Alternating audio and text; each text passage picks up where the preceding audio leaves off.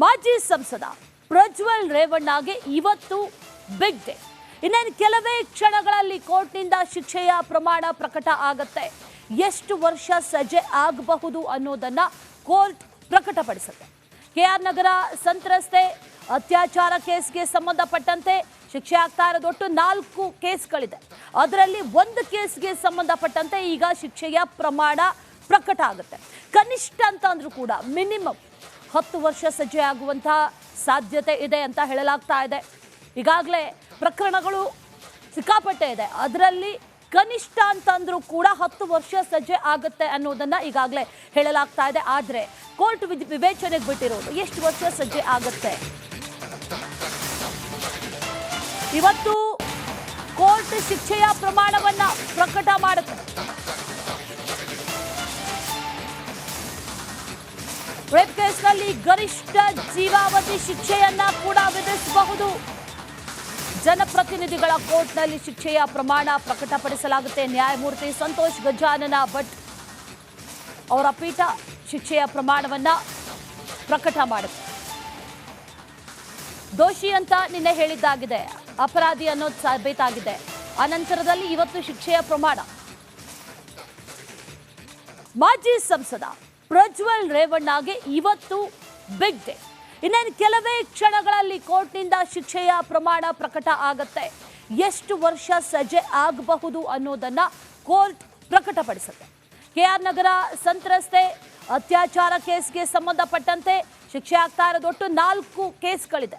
ಅದರಲ್ಲಿ ಒಂದು ಕೇಸ್ಗೆ ಸಂಬಂಧಪಟ್ಟಂತೆ ಈಗ ಶಿಕ್ಷೆಯ ಪ್ರಮಾಣ ಪ್ರಕಟ ಆಗುತ್ತೆ. ಕನಿಷ್ಠ ಅಂತ ಅಂದ್ರೂ ಕೂಡ ಮಿನಿಮಮ್ 10 ವರ್ಷ ಸಜೆ ಆಗುವಂತಹ ಸಾಧ್ಯತೆ ಇದೆ ಅಂತ ಹೇಳಲಾಗ್ತಾ ಇದೆ.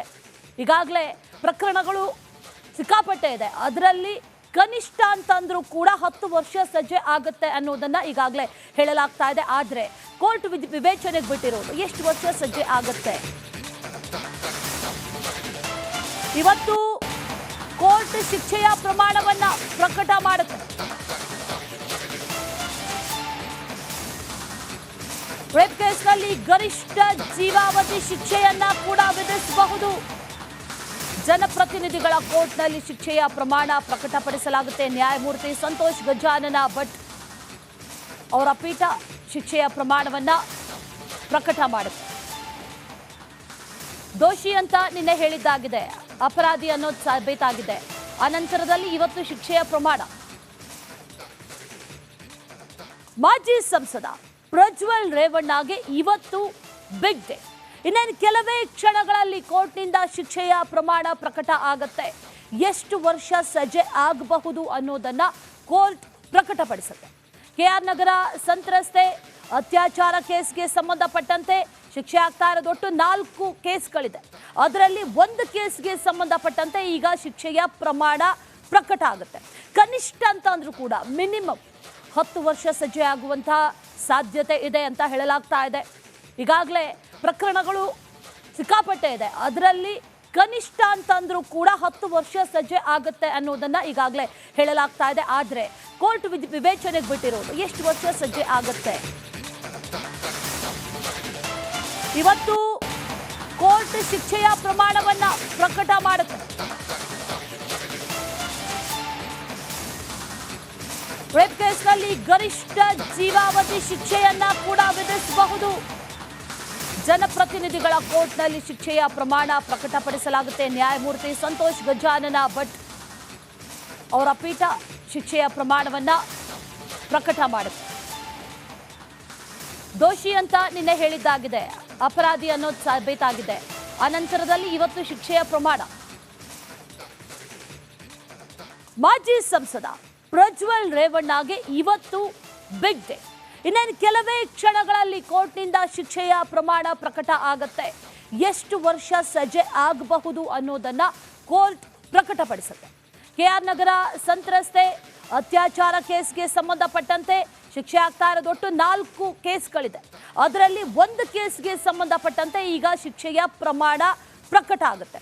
ಕನಿಷ್ಠ ಅಂತ ಅಂದ್ರೂ ಕೂಡ ಮಿನಿಮಮ್ 10 ವರ್ಷ ಸಜೆ ಆಗುವಂತಹ ಸಾಧ್ಯತೆ ಇದೆ ಅಂತ ಹೇಳಲಾಗ್ತಾ ಇದೆ. ಈಗಾಗಲೇ ಪ್ರಕರಣಗಳು ಸಿಕ್ಕಾಪಟ್ಟೆ ಇದೆ. ಅದರಲ್ಲಿ ಕನಿಷ್ಠ ಅಂತಂದ್ರೂ ಕೂಡ 10 ವರ್ಷ ಸಜೆ ಆಗುತ್ತೆ ಅನ್ನೋದನ್ನ ಈಗಾಗಲೇ ಹೇಳಲಾಗ್ತಾ ಇದೆ. ಆದ್ರೆ ಕೋರ್ಟ್ ವಿವೇಚನೆಗೆ ಬಿಟ್ಟಿರೋದು ಎಷ್ಟು ವರ್ಷ ಸಜ್ಜೆ ಆಗುತ್ತೆ. ಇವತ್ತು ಕೋರ್ಟ್ ಶಿಕ್ಷೆಯ ಪ್ರಮಾಣವನ್ನ ಪ್ರಕಟ ಮಾಡುತ್ತೆ.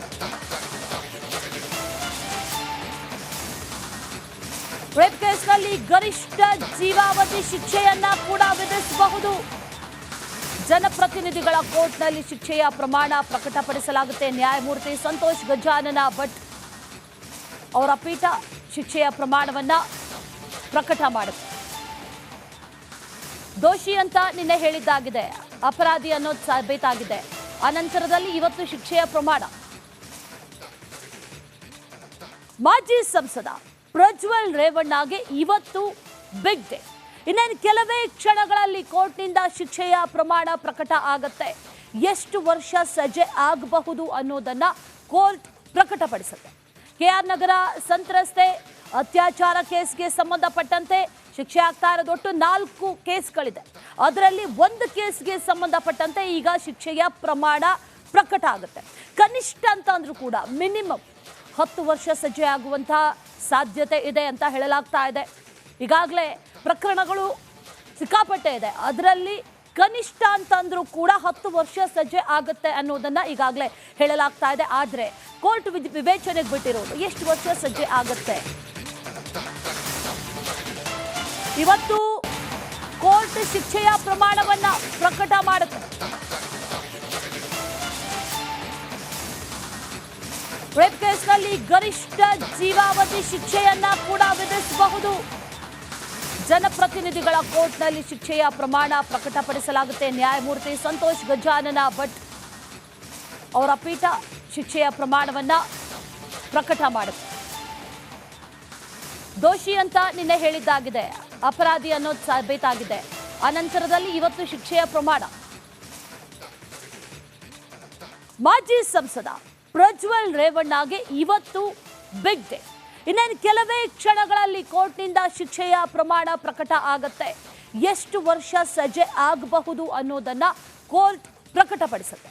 ಕೆಆರ್ ನಗರ ಸಂತ್ರಸ್ತೆ ಅತ್ಯಾಚಾರ ಕೇಸ್ಗೆ ಸಂಬಂಧಪಟ್ಟಂತೆ ಶಿಕ್ಷೆ ಆಗ್ತಾ ಇರೋದು ಒಟ್ಟು 4 ಕೇಸ್ಗಳಿದೆ. ಅದರಲ್ಲಿ 1 ಕೇಸ್ಗೆ ಸಂಬಂಧಪಟ್ಟಂತೆ ಈಗ ಶಿಕ್ಷೆಯ ಪ್ರಮಾಣ ಪ್ರಕಟ ಆಗುತ್ತೆ. ಕನಿಷ್ಠ ಅಂತ ಅಂದ್ರೂ ಕೂಡ ಮಿನಿಮಮ್ 10 ವರ್ಷ ಸಜೆ ಆಗುವಂತಹ ಸಾಧ್ಯತೆ ಇದೆ ಅಂತ ಹೇಳಲಾಗ್ತಾ ಇದೆ. ಈಗಾಗಲೇ ಪ್ರಕರಣಗಳು ಸಿಕ್ಕಾಪಟ್ಟೆ ಇದೆ. ಅದರಲ್ಲಿ ಕನಿಷ್ಠ ಅಂತಂದ್ರೂ ಕೂಡ 10 ವರ್ಷ ಸಜೆ ಆಗುತ್ತೆ ಅನ್ನೋದನ್ನ ಈಗಾಗಲೇ ಹೇಳಲಾಗ್ತಾ ಇದೆ. ಆದ್ರೆ ಕೋರ್ಟ್ ವಿವೇಚನೆಗೆ ಬಿಟ್ಟಿರೋದು ಎಷ್ಟು ವರ್ಷ ಸಜ್ಜೆ ಆಗುತ್ತೆ. ಇವತ್ತು ಕೋರ್ಟ್ ಶಿಕ್ಷೆಯ ಪ್ರಮಾಣವನ್ನ ಪ್ರಕಟ ಮಾಡುತ್ತೆ. ರೇಪ್ ಕೇಸ್ನಲ್ಲಿ ಗರಿಷ್ಠ ಜೀವಾವಧಿ ಶಿಕ್ಷೆಯನ್ನ ಕೂಡ ವಿಧಿಸಬಹುದು.